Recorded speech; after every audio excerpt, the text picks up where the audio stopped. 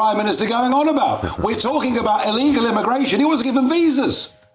He just said, we've got to look at visas, which means what he's really saying is, we'll open up legal routes to Eritrea. We'll open up legal routes to Afghanistan. This man hasn't got a clue. He literally hasn't got a clue. I'm not talking the country down, I'm talking him down.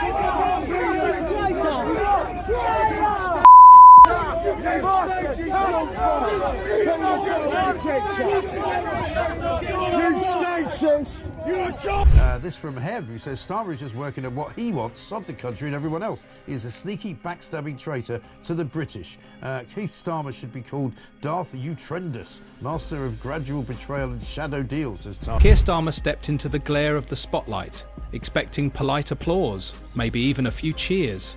Instead, the air shifted. It wasn't warmth that met him, but a chill that cut through the room. The crowd wasn't here to listen, they were here to fight. The first boos came like warning shots, quick and scattered, but within seconds, they swelled into a relentless roar. This wasn't a routine clash of political views. This was venom, sharpened by betrayal. The faces staring back at him weren't debating policy, they were delivering judgment. Starmer pressed on, forcing his words into the noise, but the sound hit him like a wall. Arms folded in defiance, heads shook in disgust.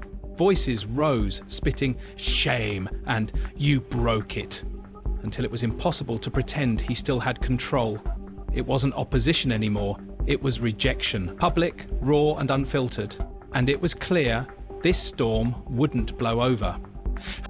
So, how did it come to this? How did the man who vowed to rebuild Labour end up staring down a crowd that refused to hear him? Let's rewind to the moment he realised the room was already lost. Everything he has said, this afternoon is total nonsense. Obfuscation, avoiding the question. He doesn't have any answers. It's disgraceful. I asked him, Mr. Speaker, about the two-child benefit cap. He's talking about the Kremlin. He's saying everything he can to distract from the mess he is making of our economy. The OECD has downgraded growth for the next 2 years. He can't rule out tax rises. The police chiefs are saying they don't have the money they need to keep the public safe. Just as he's releasing more criminals onto the streets. His cabinet are squabbling with each other. They've said that they've lost control of the borders, but he still managed, Mr. Speaker, to find £30 billion to give away the Chagos Islands. This is total and utter chaos. 2 weeks ago, he was crowing about his historic trade deal and how he got 0% tariffs on steel. Now the steel industry will face 25% tariffs unless he does exactly what President Trump tells him to. It is chaos, chaos, chaos. And isn't the root of the chaos, Mr. Speaker, that it is about this Prime Minister, his decisions and his judgment? Rees forwarded the room, the air felt wrong. This was supposed to be friendly territory, a hall filled with Labour supporters, but the warmth wasn't there. No welcoming applause. No leaning forward in anticipation, just a sea of still faces, arms folded, eyes unreadable.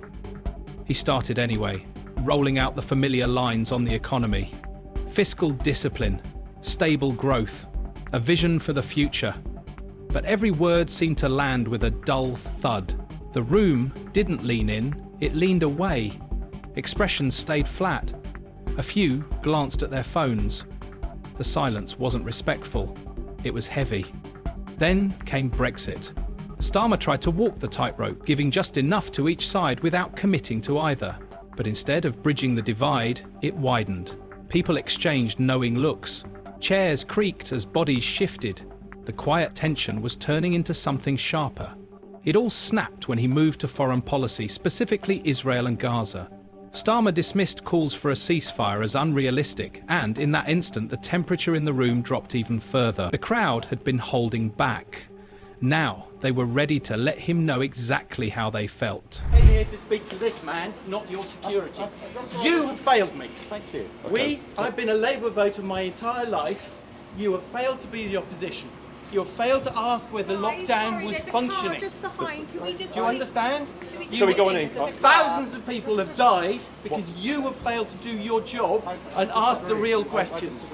Well, I am telling you now, and I hope this goes out, you have failed this country. You have. They've been on the front line. That was the breaking point. The crowd didn't answer with applause or even with cold silence. They answered with something sharper, deniable disapproval. The change was instant. All the quiet frustrations simmering beneath the surface burst out into the open, and Starmer was right in the crosshairs. At first, it was background noise. A few murmurs, scattered and low, the kind a politician can pretend not to hear. But then a single, cutting boo came from the middle of the room. Another followed, then another. In seconds, the noise rolled over him in waves.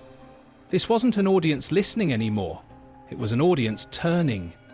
He stopped for a moment, deciding whether to confront it or plough ahead. He chose to push through, raising his voice in a bid to regain control.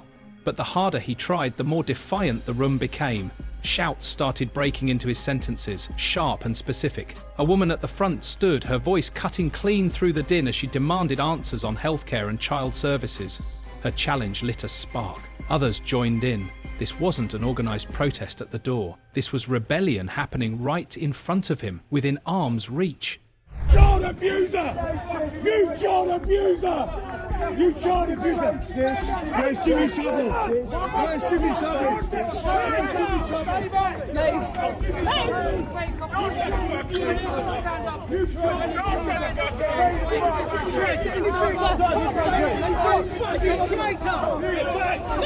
Get back!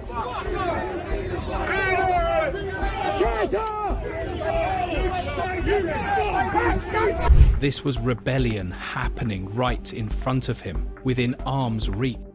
Every interruption landed with purpose, each one chipping away at whatever grip Starmer still had.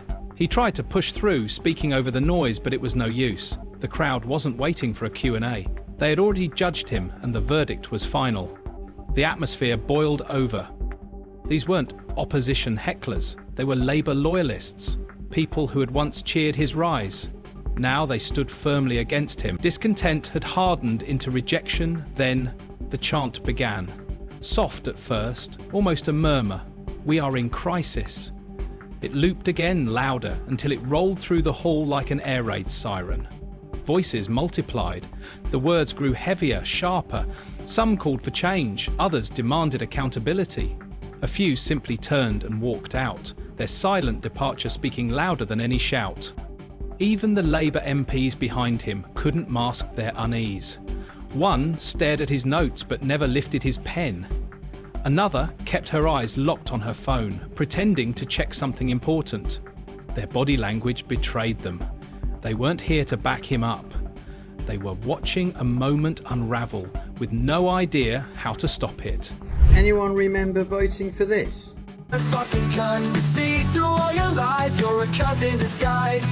As rows of people stood and filed out, the weight of the moment became impossible to ignore.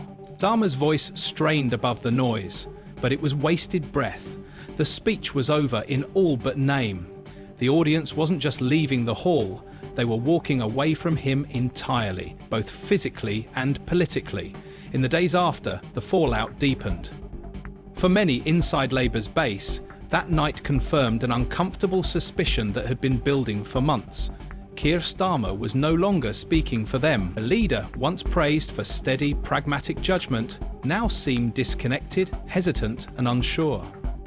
Brexit remains one of the deepest wounds. In 2016, Starmer was a fierce Remain advocate, pushing for a second referendum and openly tying Labour's future to reversing the result. Now he avoids the subject altogether, urging the country to move on and hoping the anger will fade. But it hasn't, and it won't. Pro-Brexit voters see him as an obstacle. Pro-Remain supporters see him as a deserter. He's lost both camps in the process. The clash in Southport wasn't about one policy or one speech. It was the breaking point in a pattern of drift.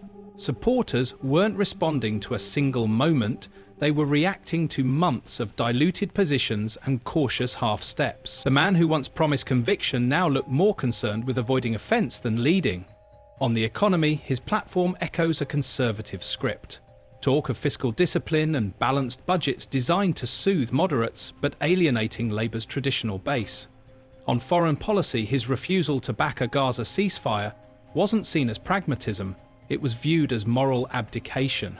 Many expected Labour to take a firm humanitarian stand. Instead, they saw cold calculation. The discontent isn't confined to voters. Inside Westminster, Labour MPs are whispering about leadership. Some doubt he can carry the party into the next election without bleeding more support. Others are quietly exploring what a post-Starmer Labour might look like.